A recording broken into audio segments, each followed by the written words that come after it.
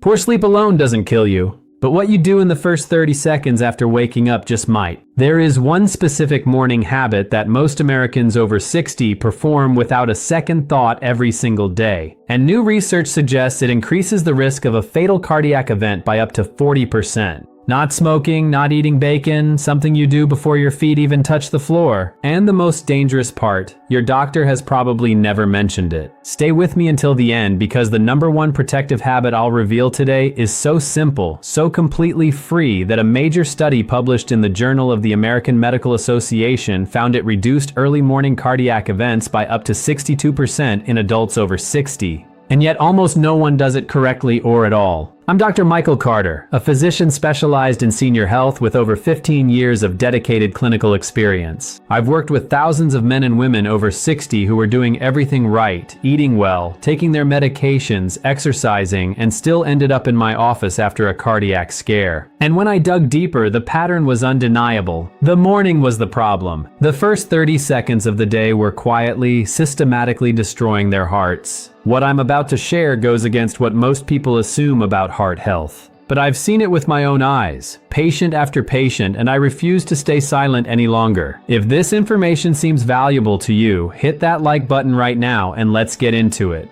Here is what is happening inside your body every single morning and why it matters more than almost anything else you do all day. Between roughly 4 in the morning and noon, your body undergoes a dramatic and dangerous biological shift. Your blood pressure surges, your heart rate climbs, your blood becomes measurably thicker and more prone to clotting. Stress hormones, specifically cortisol and adrenaline, spike sharply. This is called the morning cardiovascular surge, and it is entirely natural. Your body is doing exactly what it was designed to do, preparing you to be alert, to move, to function. But here is the problem. After 60, your cardiovascular system no longer handles this surge the way it did at 40. The blood vessels are less flexible. The autonomic nervous system responds more slowly. The blood's tendency to clot is already elevated in older adults. And so this natural morning surge, which a younger person navigates without incident, becomes a genuine danger window for adults in their 60s, 70s, and 80s. Studies show that the majority of heart attacks and strokes occur between 6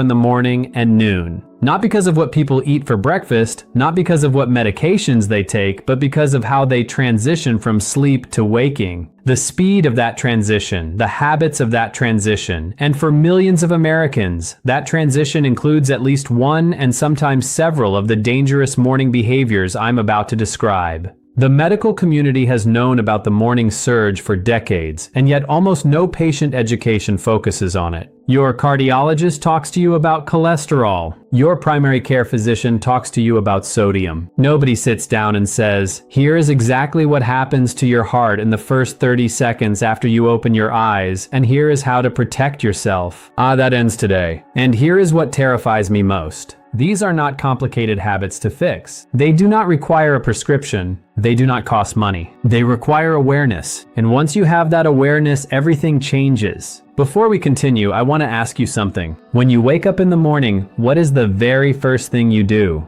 Do you sit up immediately, reach for your phone, get straight out of bed? Type your answer in the comments below. I genuinely want to know because understanding your current habits is the first step to protecting your heart. Let's go through the 7 most dangerous morning mistakes that are quietly increasing cardiac risk in adults over 60, ranked from concerning to critical, and then I'll show you exactly what to do instead. Mistake number 7, checking your phone within the first 2 minutes of waking. This one surprises people. It sounds harmless, maybe even familiar, but here is the science. When you reach for your phone immediately after waking, you are exposing your already elevated cortisol levels to a flood of new information, notifications, news, emails, messages. Your brain, which spent the night in a deeply restorative state, is suddenly being asked to process social and emotional information at high speed. A study published in Frontiers in Aging found that this kind of immediate cognitive and emotional stimulation in the morning caused a measurable spike in blood pressure in adults over 60 that lasted on average 47 minutes.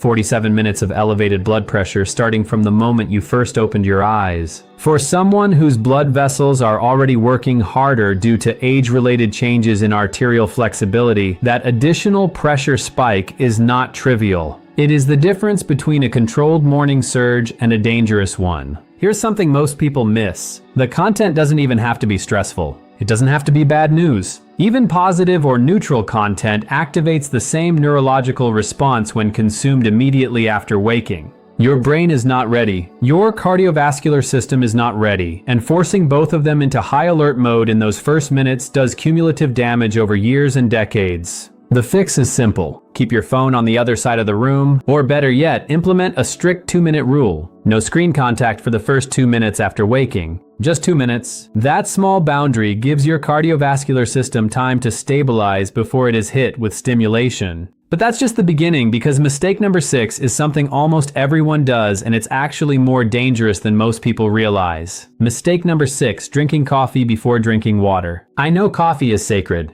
I'm not here to take it away from you, but the timing matters enormously, especially for adults over 60. Here's what is happening in your body while you sleep.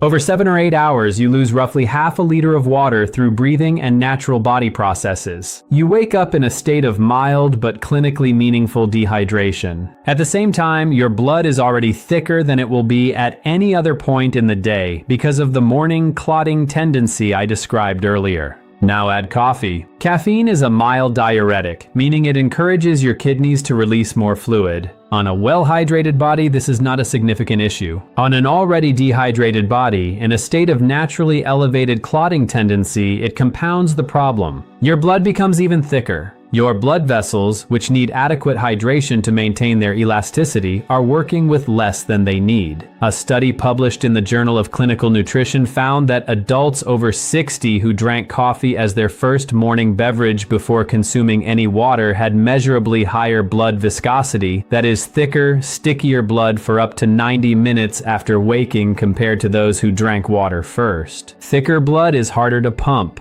Thicker blood clots more easily. Thicker blood is what leads to the kinds of cardiovascular events that destroy lives. The fix takes literally 30 seconds. Before your coffee, drink 1 full glass of water, room temperature, not ice cold, 12 to 16 ounces. This single habit, done consistently, has been shown to meaningfully reduce morning blood viscosity and lower early morning blood pressure. It costs nothing. It requires no prescription, and it may be the most important 30 seconds of your entire day. Now, let's move to something even more impactful. Mistake number 5, standing up too quickly from bed. This is the one that sends people to emergency rooms, and it happens fast. So fast that most people don't even recognize what just happened. When you go from lying down to standing up rapidly, your cardiovascular system has to instantly redistribute several layers of blood from your core and lower body upward to your brain and vital organs. In a young, healthy cardiovascular system, this redistribution happens quickly and smoothly. In an aging cardiovascular system with reduced arterial flexibility and a nervous system that responds more slowly, it doesn't. The result is orthostatic hypotension, a sudden and sharp drop in blood pressure that occurs upon standing. You may recognize it as that dizzy, momentarily disoriented feeling when you get up too fast. That feeling is your brain briefly not receiving enough blood. In mild cases, it's uncomfortable. In severe cases, it causes fainting. And in people with underlying cardiac vulnerability, it triggers dangerous compensatory responses, the heart suddenly hammering to try to correct the pressure drop. According to research published in the Journal of Applied Physiology, adults over 60 who experienced frequent morning orthostatic hypotension had a 38% higher rate of major cardiac events over a 5-year period compared to those who did not. 38% higher from standing up too fast. I remember Patricia, a 71-year-old retired school teacher from Boston. She came to my office after what she described as a near-fainting episode in her bedroom one morning. She had woken up, sat up immediately, swung her legs over the side of the bed, and stood up. All in one continuous motion. She grabbed the nightstand just in time. She wasn't dehydrated. She wasn't medically fragile. She was simply doing something she had done 10,000 times before, and her cardiovascular system at 71 could no longer compensate as quickly as it once had. I taught her the 3-step morning transition. First, when you wake, simply lie still for 30 seconds. Let your body recognize that it's awake. Let your blood pressure begin its natural adjustment. Second, slowly bring yourself to a sitting position and pause for another 30 seconds. Let your legs dangle over the side of the bed. Third, before you stand, plant your feet flat on the floor, lean slightly forward, and then rise slowly and intentionally. 3 months later, she called my office. "Doctor," she said, "I haven't had a single dizzy spell since. I didn't realize how much I was scaring myself every single morning." This wasn't a complicated medical intervention. This was 30 extra seconds of intentional movement, and those 30 seconds may have saved her life. Your body wants to protect you. It just needs you to slow down long enough to let it. Now, before we go further, I want to make a request. If what you've heard so far seems valuable, I'm asking for 2 simple things. First, subscribe to this channel. My mission is to provide clear, straight-shooting health information so you can make the best decisions for your body. Second, share this video with someone you care about. Your parents, your spouse, your neighbor who is up at 5 every morning making every one of these mistakes. A single click can start a conversation that genuinely saves a life. Let's continue. Mistake number 4, skipping breakfast or eating the wrong thing first. After 60, your body's ability to regulate blood sugar during the fasting period of overnight sleep changes significantly. Your insulin sensitivity shifts. Your liver continues releasing glucose through the night. And by morning, blood sugar levels in older adults are often either too high or too low, depending on individual physiology. When you skip breakfast entirely, you are asking your cardiovascular system to perform the energetically demanding work of getting you up and moving without providing any fuel. The body responds by releasing more stress hormones, specifically more adrenaline and more cortisol, to mobilize stored energy. And those stress hormones, already elevated due to the morning surge, compound the cardiovascular load. But eating the wrong thing is equally dangerous. A breakfast high in refined sugar or refined carbohydrates, a white bagel, a pastry, sweetened cereal causes a rapid and dramatic blood sugar spike followed by an equally rapid crash. That blood sugar roller coaster has direct effects on cardiovascular function. Research published in the New England Journal of Medicine found that adults over 60 who experienced high glycemic variability in the morning had a 42% higher rate of cardiovascular events compared to those with stable morning blood sugar. The fix is not complicated. Eat within the first hour of waking. Choose a breakfast that combines protein, healthy fat, and fiber. Eggs with vegetables, a handful of nuts with plain yogurt, oatmeal with flaxseed and berries. These combinations stabilize blood sugar, reduce morning cortisol, and provide your cardiovascular system with clean, steady fuel instead of a volatile spike and crash cycle. Here's something most people miss about morning nutrition. It is not just about what you eat, it is about when. A study in Nutrients Journal found that adults who ate breakfast within 60 minutes of waking had significantly lower morning cortisol levels and measurably reduced blood pressure variability compared to those who delayed their first meal by 2 hours or more. Your heart has been working all night. Feed it. Feed it correctly and feed it on time. Mistake number 3, exercising too intensely in the early morning. Before you close this video in protest, I am not telling you to stop exercising in the morning. Exercise is one of the most powerful heart protective interventions available. But there is a right way and a very wrong way to do it in the morning.